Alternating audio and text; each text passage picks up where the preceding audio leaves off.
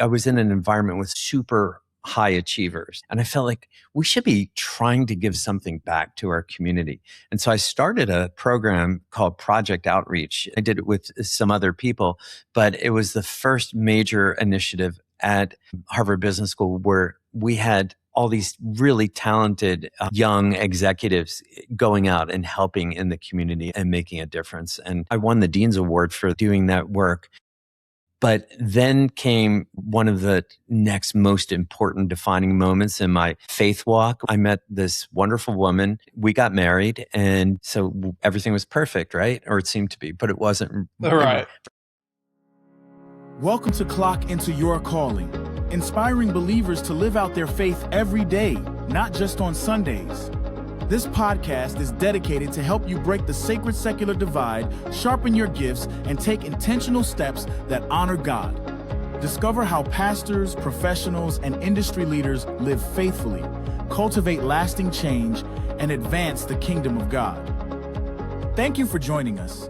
If you find this helpful or know someone who would, please share, subscribe, and leave a like or comment below. God bless and enjoy the episode. What is going on, everybody? Welcome into season 2 of Clock Into Your Calling. I'm so excited that you guys are here joining us today, where our mission is to equip, encourage, and inspire you to live out your faith, not just Sunday, but Monday through Saturday as well. If it's your first time here, my name is Ian and I'm your host of this podcast. And make sure to flip over to YouTube for the video version of this podcast. So make sure you stick around to the end for our challenge question that we have for you today. Today's topic is going to be politics, purpose, and public service. We're going to be doing all the P's today, or at least some of them, and talking about leadership that unites. To do that, we have Chris Messina joining us today. This is going to be just some of who he is. His list was way too long of all his, what he has, degrees, all those things. It's just too long, so we don't have enough time for all of them today. But he's MBA Harvard with BS in business and economics. I'm just messing it all up. And a master's in city planning from Rutgers. Tech entrepreneur with over 30 years of experience. Father of 3 children, married for over 20 years. So we got some experience there. And as of now, we're recording this in June. He's actually running for the Orange County mayor. But I want to welcome you, Chris, to the show. Thank you so much for being here. Ian, it's a pleasure being here. I've watched some of your shows. I love the concept of, clocking into your calling, and that's a 24-hour clock, isn't it? Mm-hmm. So yeah, it's just a pleasure to be here. And I'm running for Orange County mayor. I ran once before. I was the runner-up to the incumbent, who's the current mayor. He's termed out, and I've continued to feel the call from God to run.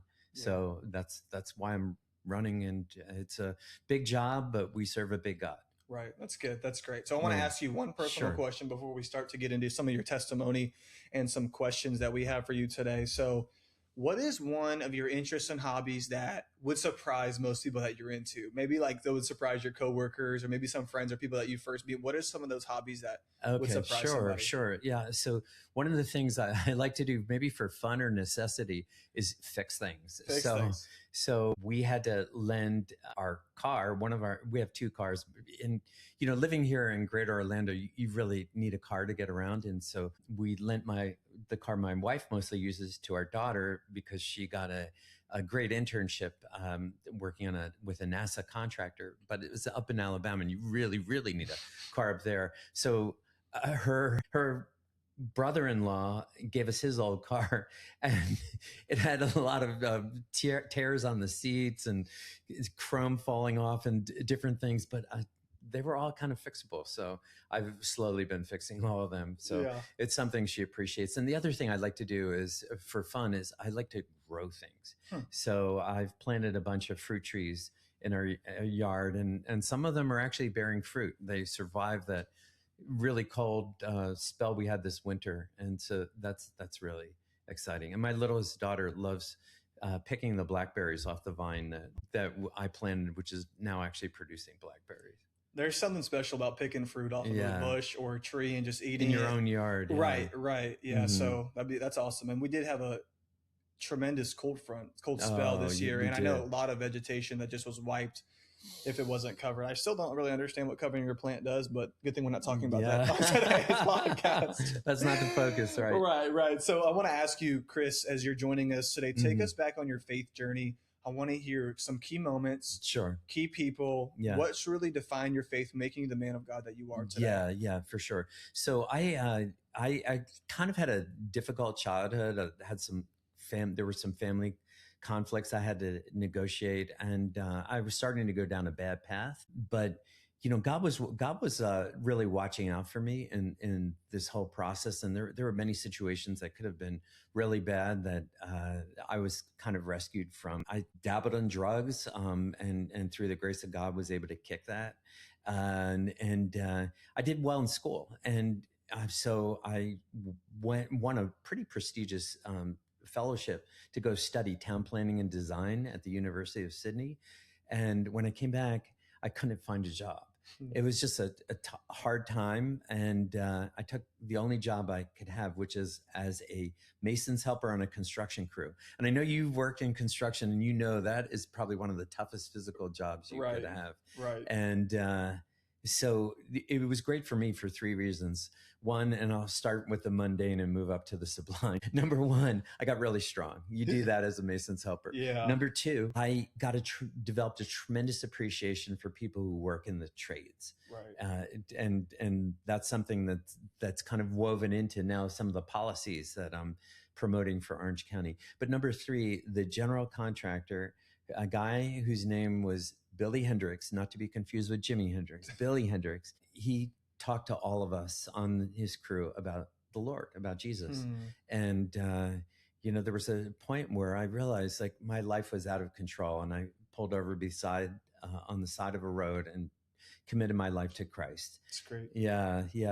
So I've kind of lost touch with him, but maybe he'll actually see this podcast and get in touch. So, but he influenced a lot of people in a very kind of humble, hardworking way. So for any of you contractors or guys, builders building out there, you can make a huge difference in the lives of young men. Yeah, I think that something growing popularity right now is the trades. Yeah, that we are promoting. It seems like there was a big push for degrees in college, but those trade jobs, and I don't know if you can relate, those are the ones that are increase in popularity as of recent. But I know that key leaders usually have key defining moments, and that sounds like that was one of them for you. That was absolutely one of them. And yeah, you're right about the trades. There's a shortage of over 2,000 skilled tradespeople in Orange County, and part of my platform covers a program where we're going to invest in for young people through, people who are middle-aged who want to move into the trades and make that possible for them. So it's a program called Orange County Works. But back to the defining moments, there was another defining moment in my life was after I worked in the trades, I was recruited to work at Hewlett Packard, which is a big company, and moved into marketing, then into sales, and then became a big brother through the Big Brother, Big Sisters organization. And because I felt like God saying, you're doing really well, but now it's time to start thinking about giving back. Because I was, I was in my early to mid 20s and making more money really than I thought.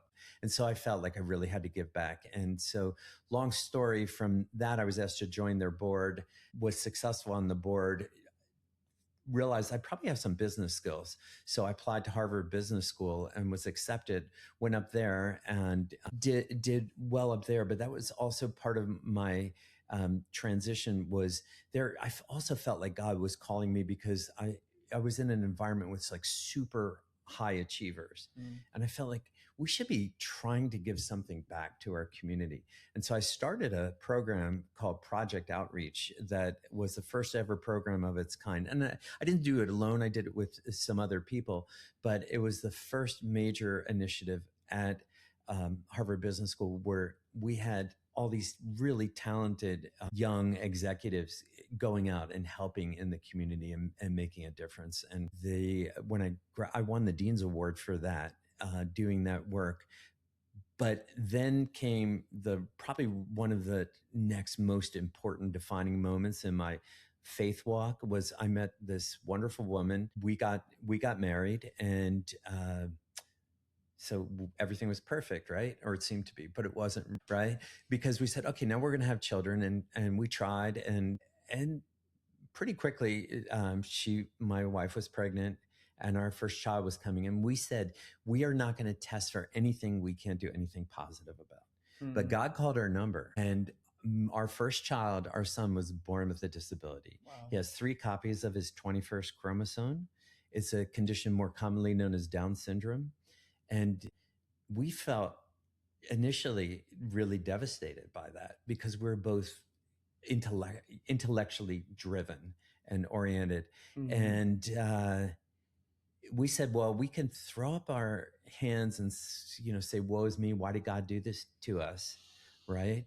And we had actually prayed for Evans to not have this condition because they weren't sure, since my wife is a naturalized citizen of Chinese and Malaysian ancestry.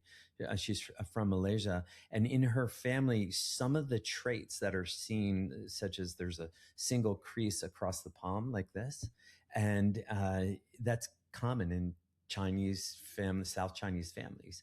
And so they weren't sure. So we had gotten friends together to pray for our son.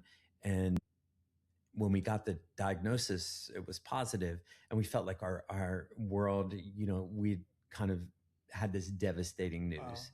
Wow. Yeah. But a year later, we were just playing with our son and just really enjoying him. And we realized, you know what? God didn't heal our son. He answered our prayers more perfectly. Wow. Instead of healing our son, he healed us. Wow. He healed us of the quest for perfection. That's good. Yeah. So that I would say was really probably the third major transformative event in my walk with the Lord. Yeah, that's really good. I love that God doesn't always answer our prayers in the way we think he's going to. And I think at first, like you said, it's the first reaction is usually like, why me, why us? But after you really begin to pull the onion back, his plan is better than ours. And that ultimate submission that you got to, because a lot of people don't get there.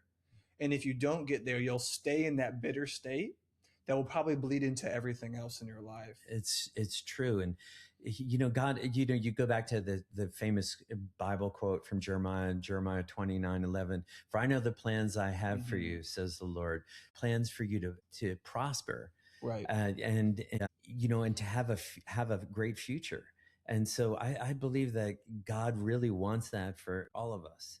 And if I could share one more story related to this. For sure. Yeah. So fast forward with my son, we started a foundation that helped hundreds of kids like him learn and help teachers how to teach. And so he's done very well in school. And he was going to a local Christian high school where actually all 3 of my children went, or one's going there now. And it's like you, has this great interest in videography and media.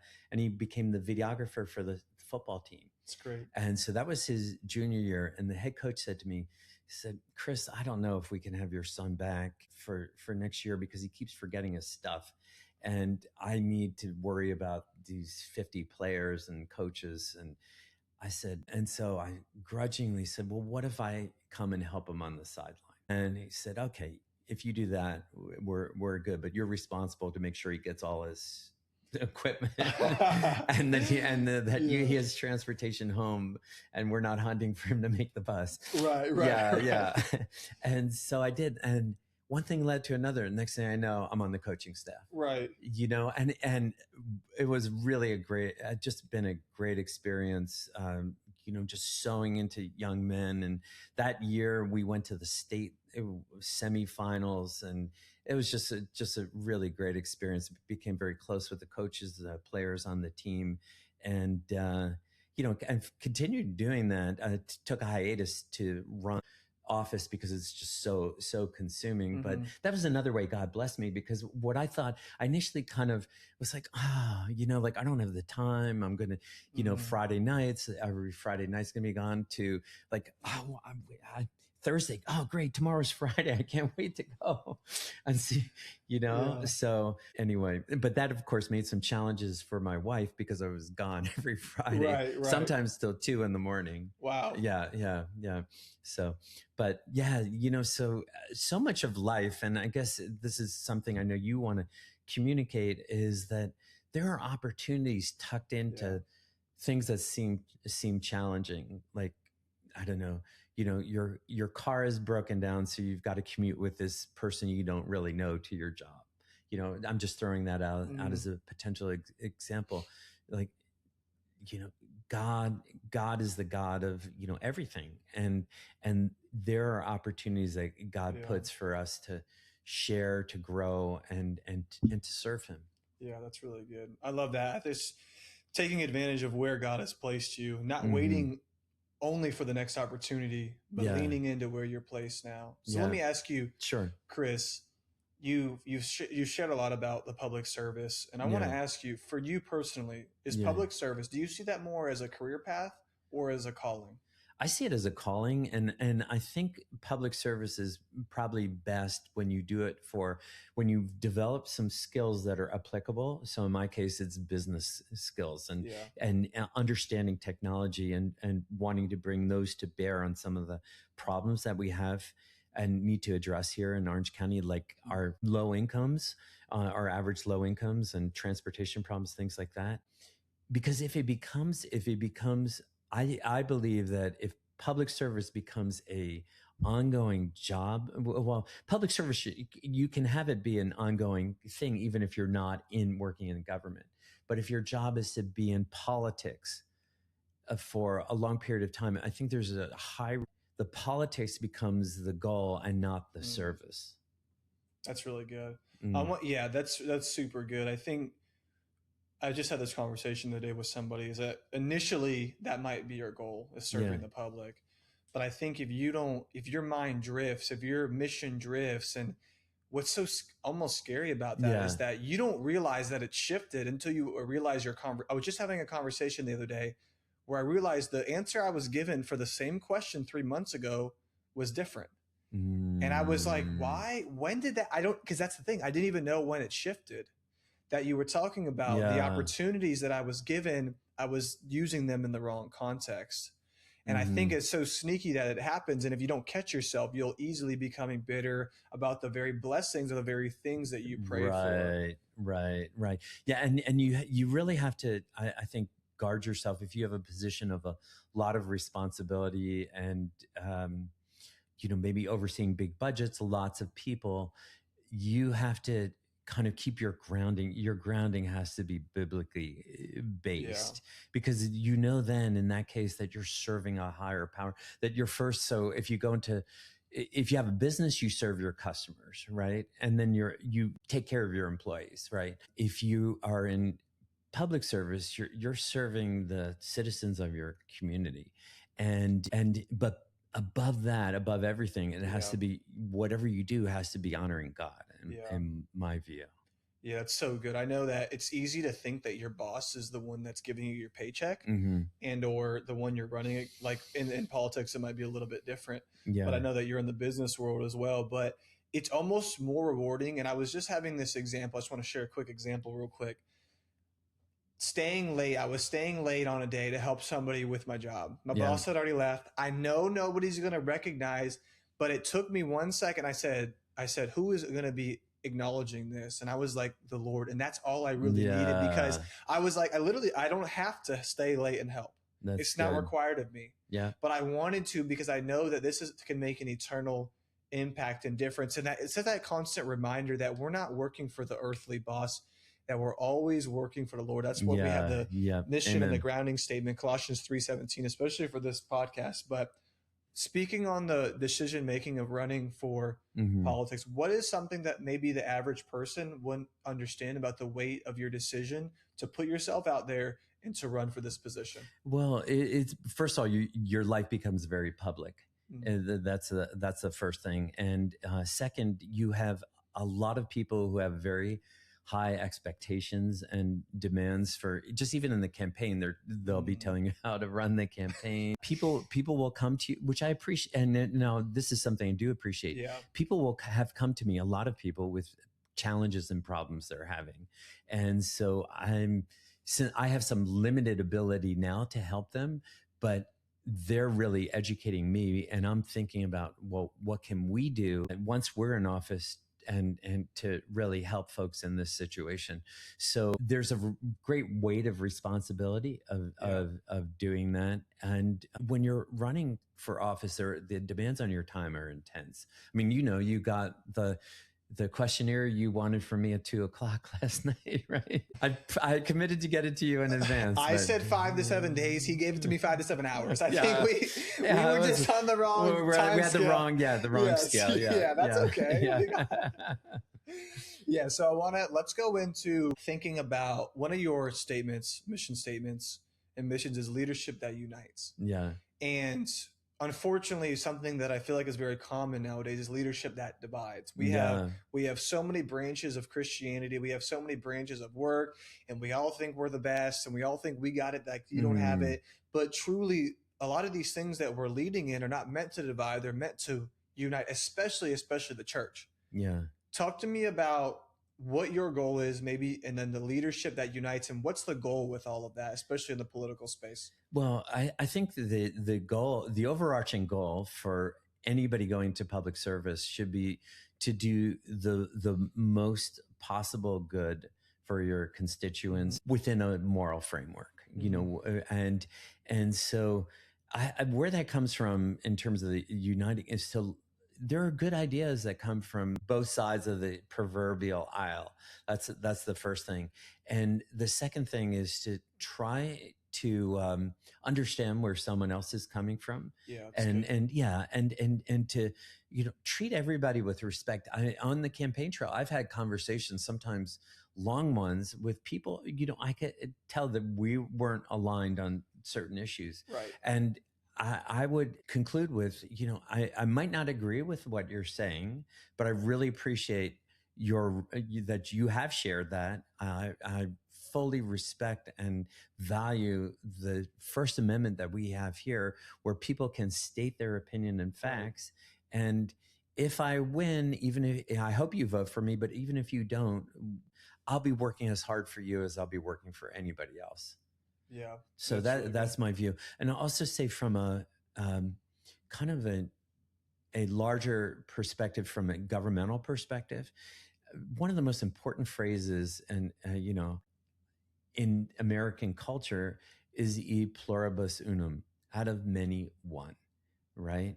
It's probably second only to God. In God we trust. And in terms of phrases, that means that we're all come from multiple different backgrounds, but we're united as Americans. And that's why the citizenship process, which my wife went through 20 years ago, is just so important, because she got the grounding in our Constitution and in the Bill of Rights and in just the fundamental American system of government, became an American. We have to be very, very cautious and wary of groups or people who are trying to do the opposite. Take e unum and make it pluribus. So e unum pluribus is a recipe for destruction of our great society here in our Western culture.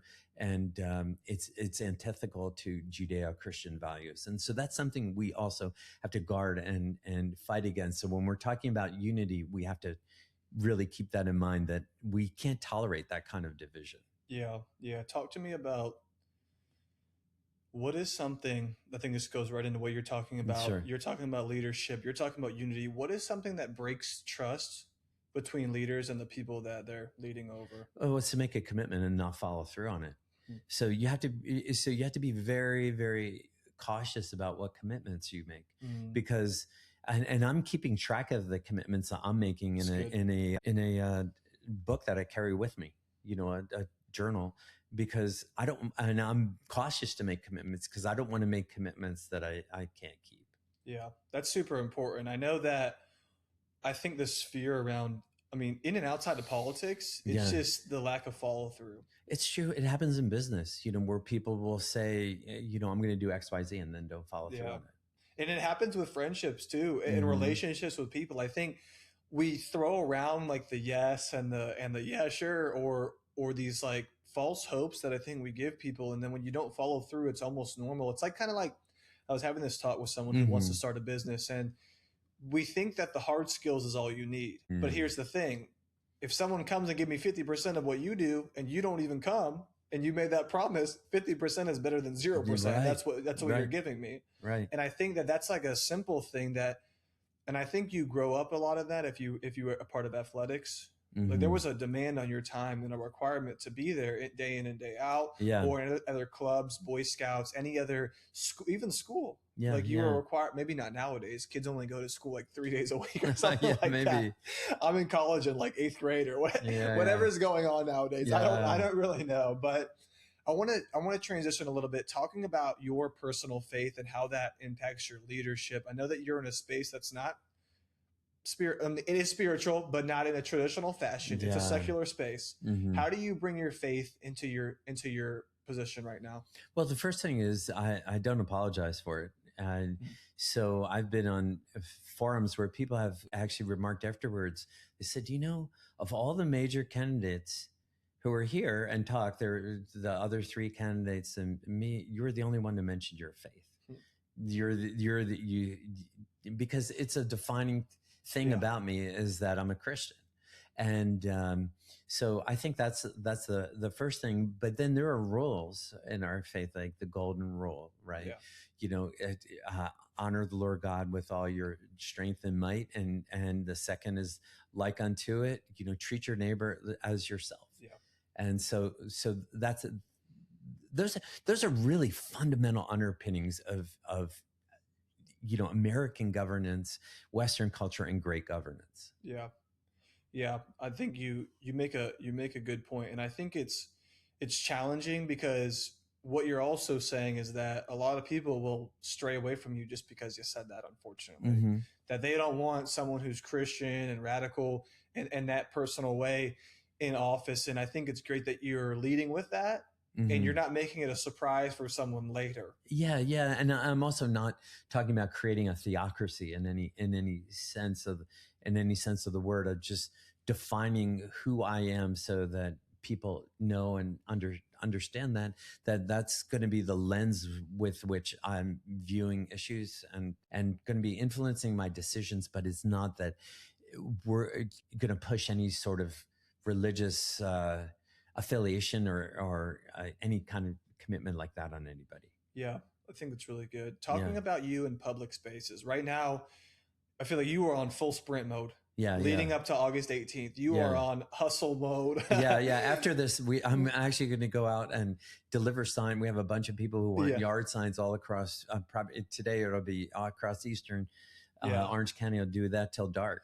After I leave here. So we were just talking offline how Chris wants to just watch a World Cup game. Guacamole, guacamole, yes. But unfortunately not right now. So, but anyways, I want to ask you, because I feel like when you're in public a lot, when you're in front of people a lot, there is this certain expectation of you. I know that's for me too, because they know you're a Christian. There's a certain expectation. People put Christians on a pedestal just because they said that, to act a certain way, to be a certain way. Why aren't you loving me? Give me attention. How do you personally remain the same in public and in private? Well, there's a country song that I think sums it up. I love this. I'm nervous. Or it says, this guy's singing about his future father-in-law, and he's saying he's the same man on on Sunday morning as he was on Saturday night, right? Okay. And so I think that's part, like, I try to live my life in a way that honors God. I'm not always perfect, for sure. None of us are. But, trying to align my personal behavior and values with what I'm doing in public. Like, for instance, driving around here, as you know, you have people who will cut you off. Really? Where? Yeah. No way. And not here. They'll give you salutes that involve only one finger. That's good. And That's so, really good. your fleshly nature wants to respond in kind. But sorry, that's pretty funny. Yeah. So I've never heard it like that. Yeah. Yes, the one finger salute. Yeah. Okay. Yeah. No, I think that's really good. And I want to continue this conversation. We're talking about that. And I want to ask you, you're someone that I know puts a lot of emphasis on family. Yeah. What is so big about family that makes you say that I want to be the same person in public and in private, and just continue to put family first? Why do you have so much emphasis on family? Well, I think fundamentally family is the most basic unit of governance there is. It was this, it's been established in the Bible. It goes back millennia, and it's if you have a strong family that allows you to be strong in other areas of your life. And I have some skills that are valuable to my wife, and my wife has great skills that are that help me. So, and at the end of the day, when you look at your children and you see them succeeding and following the Lord and becoming citizens and adults of virtue, it's really a great feeling. Really great feeling. Yeah. And if everybody invests, so one of the things I do for fun is, I mentioned it, is coaching football. And one of the things that I've noticed is that some of the guys that don't have strong father presences in their lives, that football becomes a substitute family. And that's why I think there's a high bar on coaches to also, promote that family ethos. I think of my campaign team as a family. They're all working really hard, wonderful, smart, talented people, most of them volunteers. And so there's a unit, it's like a fundamentally important unit for building any society is the family. Yeah, that's good. So let me ask you, Chris, knowing that you're running for mayor. Yeah. Did you ever think that you would be running for mayor? No. But I, what motivated me was I felt like 4 years ago that there was some unconstitutional edicts coming out, close businesses, to close schools, have kids go online, force medical mandates on people, and on top of that, there was a push to impose additional taxes on our residents, which I thought was foolhardy because it was in the teeth of a recession. And so I talked about this with some folks who are in the leadership here in one of the major parties, and they said, you should run. And I thought about it, prayed about it, talked to my wife. Yeah. And then we did. So this time around, I still felt the calling for similar but broader reasons, because I had learned that Orange County, for example, is at the very bottom in terms of median individual incomes, and the very bottom of the top 50 metro areas. And I thought, that's crazy. That shouldn't be. We had over 2,000 people on the street, sleeping on the streets any given night, according to Florida Department of Health. And we're third for child sex trafficking, according to the National Center for Missing and Exploited Children. And I thought, this should not be. Yeah. And so that really motivated me, and I felt the call. And I also feel that there's every problem seems, if career politicians want to address every problem by imposing more money, more taxes, and on the citizens of the county. And so that motivated me to run. Yeah. Talk to me a little bit. We talked a lot about politics today in the race, and I know it's super important to you. Talk to me a little bit about your businesses and what you do outside of this. Yeah. So my career has been, so after business school and building technology-based businesses, mostly in the health space. I also was a founding director of an association called MassMedic. It's become the largest regional medical association in the country. Yeah, and representing thousands of jobs and billions of dollars in revenue.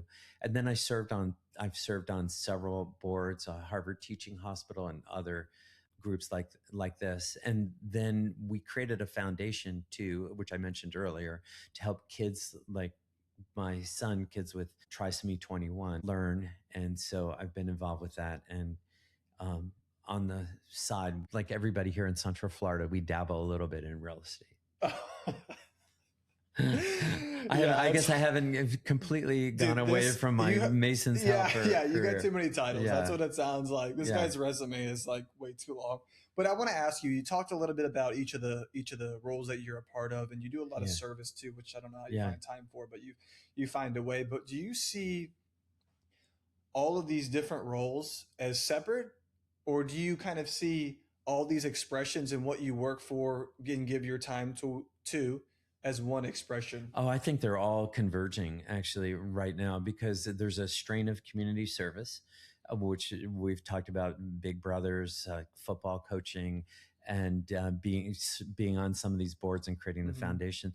There's solving problems with technology, which I've been doing my whole life with my career at Hewlett Packard, and with just even with my hobbies, and with my businesses, and then economic development. I always wondered, when I would think about it, I was like, wow, that was really fun. Where I went to Australia, was a Rotary Fellow studying city planning and design, right?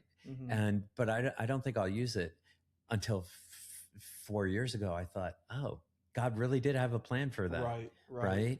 So that theme of economic development, those are all converging, and those are all very directly relevant to serving as mayor of a large county, which Orange County is. That's really good. Do you think that there is any specific biblical examples that's helped you get to where you are today? Yeah. So I kind of have a life verse that's motivated me. It's from Proverbs 30. It's Proverbs 38, 31:8, which says, "Speak for those who have no voice, stand up for the rights of those being crushed." And it's really motivated me to, this is advice from an unknown person to a king, King Lemuel, right?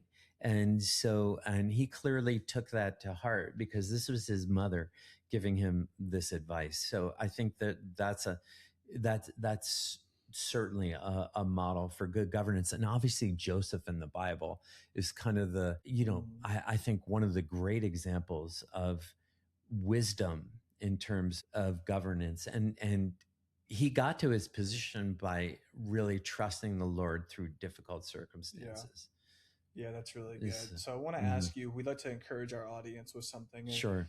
And someone that may not be where you are today. They might just be getting started with their endeavors. But what advice would you give to somebody who thinks that leadership is only for the CEO, the business owner, the mayor, in kind of our context today? What would you give encouraging to somebody who thinks leadership is only for those people? Well, every leader starts out as just an ordinary guy or girl, who's doing some things and trying to learn some things and grow. No one starts out as extraordinary.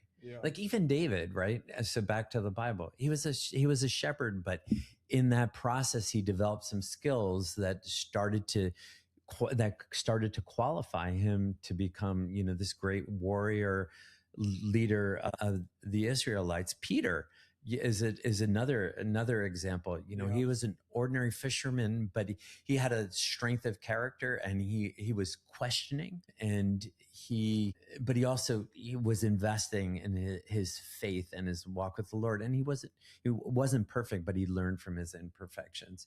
So my advice to anybody is to try to continually to learn, to ask good questions, to if something happens that's unexpected, ask, what might God be telling me in this? And to to bear in mind that God has a plan for you. It's good. So. Yeah, that's really good. So as we end every episode, we have a challenging question or reflection question at the end of every episode. So today's question: if leadership, like we talked about, is not only for the head CEO or the business leader or the entrepreneur or the mayor, if you're in politics in this example, the question is, where does God have you right now that you are currently being called to lead without a title? So think about where you have any kind of influence. And as Christians, we're all leaders. Just by being a Christian, because you are called to lead somebody. You can either harvest, you can plant, or you can water a seed that God has placed or someone else has placed, which is what we're all called to do. But maybe because like we talked about, maybe you're not as far as Chris right now, but maybe you are on your way to becoming something similar or even something different, which is great. So thank you, Chris. Thank you. Thank you so much for being here. Yeah, it's a pleasure. And thank you to the audience for listening. And, yeah. If you made it this far, you've listened. So we can thank you guys. We can thank them now. Yeah. Yeah, but this was an honor. I know you're getting pulled every which direction right now, but thank you for carving some time. I appreciate you making time to talk with me. And I appreciate Marcus getting this all set up. Yeah, shout out to Marcus real quick. Well, as we end every episode, a reminder that you've been given an assignment and a purpose by God to truly fulfill, certainly unique to you. So don't settle for the ordinary, but step into the extraordinary that God wants to do in your individual life. Thank you guys so much for being here, and God bless. Thank you for watching. See you next time.